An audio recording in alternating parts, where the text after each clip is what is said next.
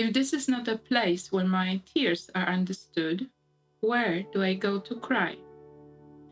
If this is not a place where my spirit can take wings, where do I go to fly? If this is not a place where my questions can be asked, where do I go to seek? If this is not a place where my feelings can be heard, where do I go to speak? If this is not a place where you will accept me as I am, where do I go to just be? If this is not a place where I can learn to grow, where do I go to just be me? This poem represents the spirit of nonviolent communication, which is to creating the space where we are accepted as we are, with all our feelings, needs, and our common humanity. NVC is an approach developed by American psychologist Marshall Rosenberg in the 60s and 70s of the 20th century. Nonviolent communication is based on a principle of ahimsa, a state where no violence is present in our hearts.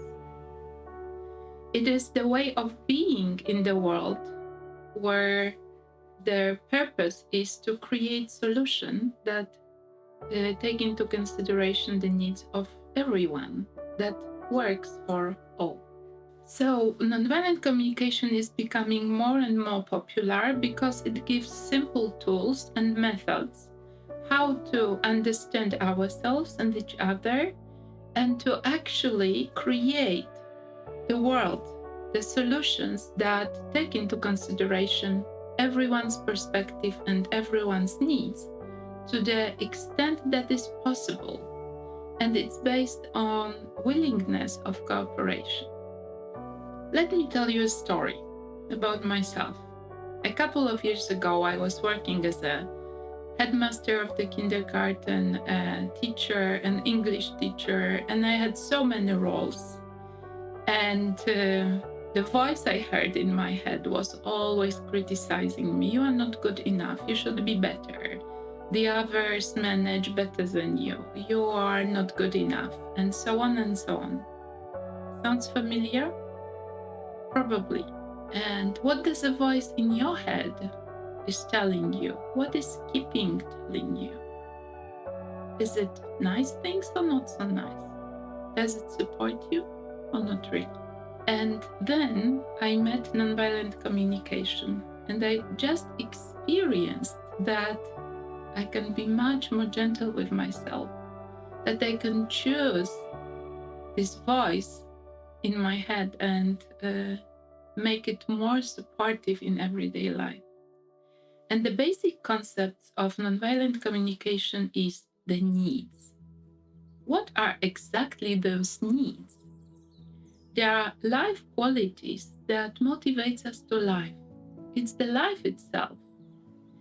And we say that needs are universal. It means that everybody, every human being on the planet has the same needs. And we can look at those needs and just read the words and feel it. How does it feel to acknowledge that you have all those needs?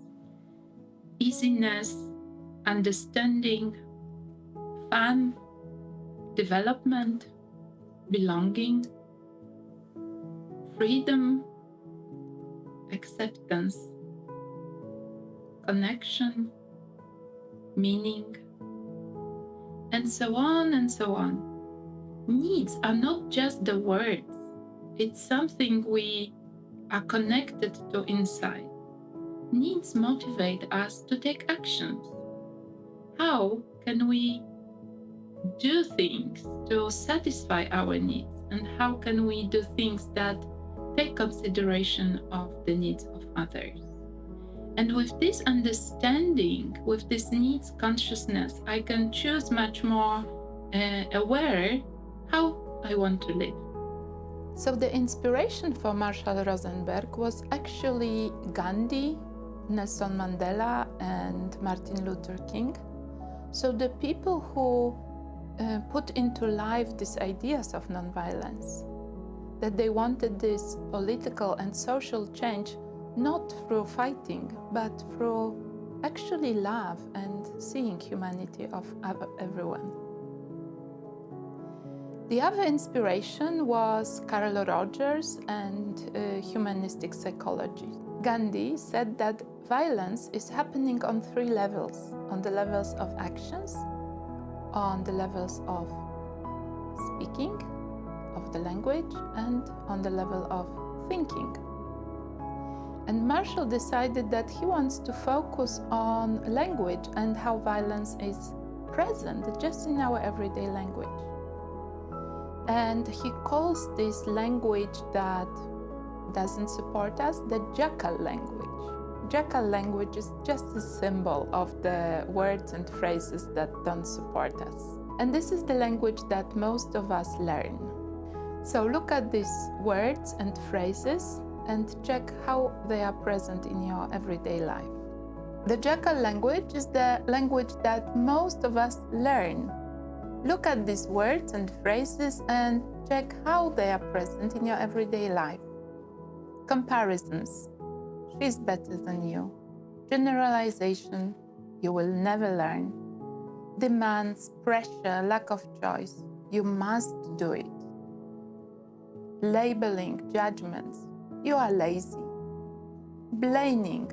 It's all my fault. It's all your fault. Threats. If you don't do that, then rewards, punishment. You deserve this, you deserve that.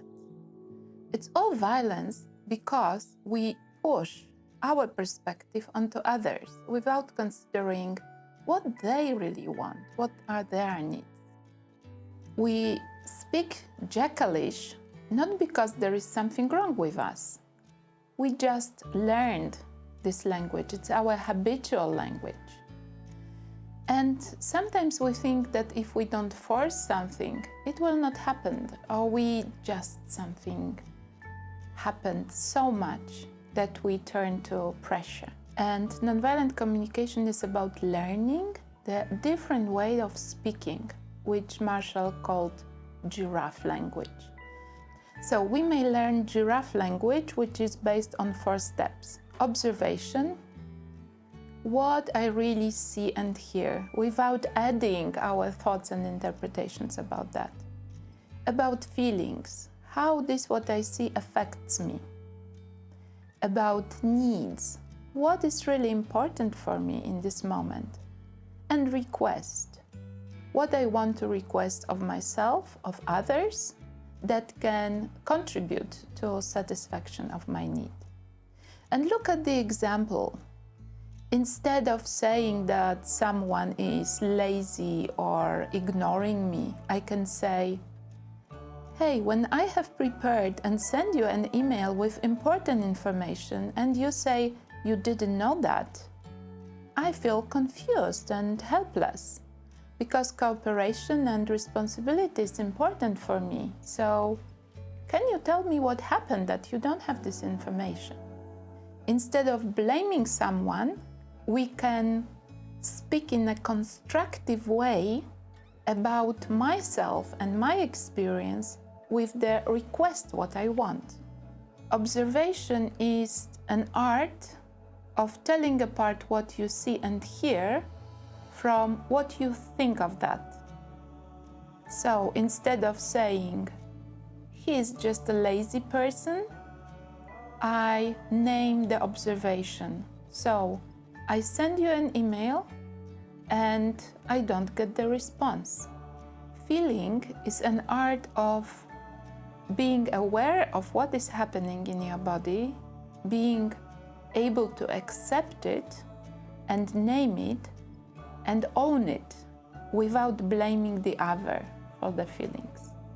And in nonviolent communications, feelings inform us about our needs. So when we have nice feelings, they inform us that our needs have been fulfilled And if we have unpleasant needs, they inform us that our needs have not been fulfilled. Needs inform us about the state of our organism, about our life energy and what we want to take care about. And requests are just moving to action. What do I want to do or ask that help my needs to be satisfied? So, summarizing, Giraffe's language helps us to speak about what is important for us without criticizing others, to listen to their perspective, and thanks to that, to find a solution that works for all. So, I was talking about the tool of nonviolent communication, which is 4 steps, and we may also embrace the attitude. All people satisfy their needs the best they can at the given moment. And people act not against us, they act to satisfy their needs. Benefits for preschool teachers. Self-awareness and emotional management. Expressing clearly what you want with respect to others. Listening with empathy to ourselves and others. Better cooperation within the team, with children and parents, and friendly atmosphere. And there are also challenges, the traps that you might easily fall into. It takes a lot of time and practice to embody it and to be aware when we are using jackalish language. It goes against many of the beliefs we have been educated to.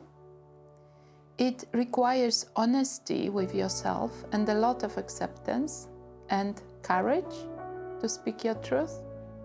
And first of all is the decision that you want to practice. And the most of all, the decision that you want to practice living with the open heart. Now I present 2 activities that may help you to embody nonviolent communication. 2 for teachers and 1 for children.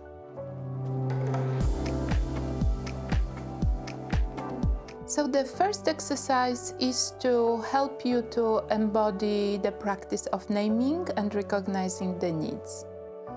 Choose a need from the list. Then talk for 5 minutes what it means for you. For example, acceptance. What it means for you to accept yourself, to accept others. Then name 5 strategies you do, 5 actions you do to fulfill your need for acceptance, and 5 strategies that don't work for you. For example, to satisfy my need for acceptance, I listen to others and I try to understand the motives of what they are doing. And the strategy that I don't accept is talking badly about others, because it doesn't satisfy my need for acceptance.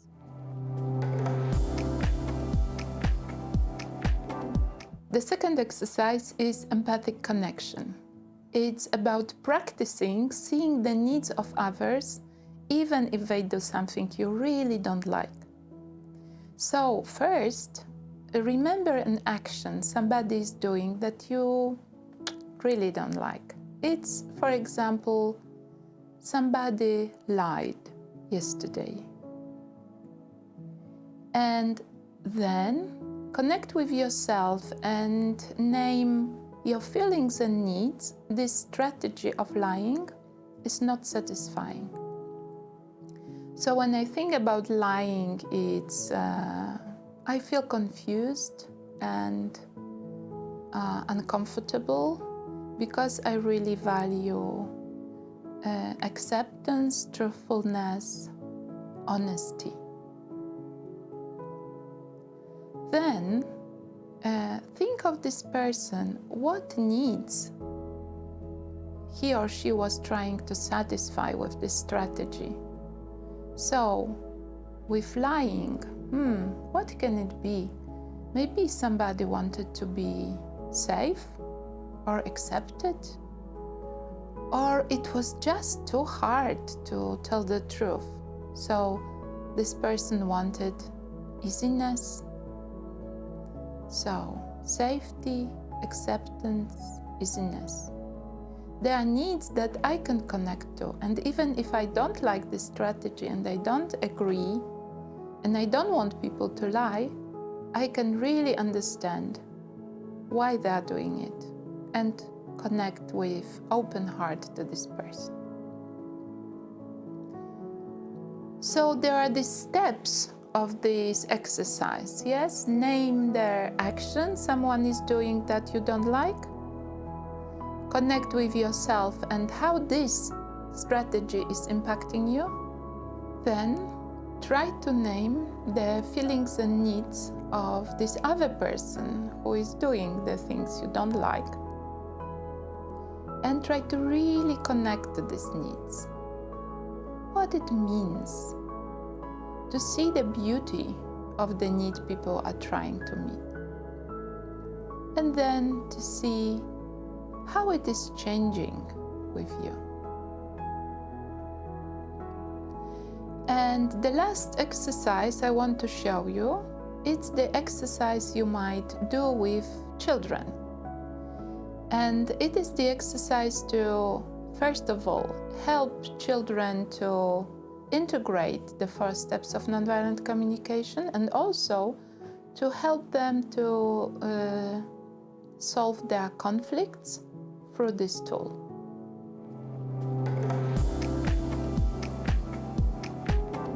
And this is the 3rd exercise. This is the exercise you do with children, and it helps them to integrate the language of nonviolent communication and also to go through conflicts. This tool is called the Peace Pole and was developed by Tassilo Peters, an NVC trainer from Germany.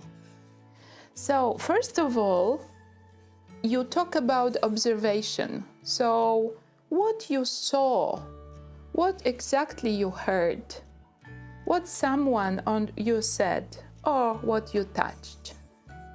Then you go to feelings. It helps children to name how are they feeling in a certain situation. And these faces show different emotions, so it also helps to recognize the facial expressions. Then you go to universal human needs, and children learn to name their needs and also to recognize the needs of others. The 4th steps, it's about the request. So what do they want to ask themselves and others? And the last step is celebrations. Celebrations are important, that we see and name the things that support us in life, and also that we were able to go through these steps and solve our conflicts. And the Peace Pole can work very well as an everyday tool and support to integrate nonviolent communication and to help us to solve conflicts. So I wish you a lot of fun and connection while practicing nonviolent communication with you and with others, and that this criticizing voice in your head is changing into a gentle, understanding, supporting voice. Thank you very much.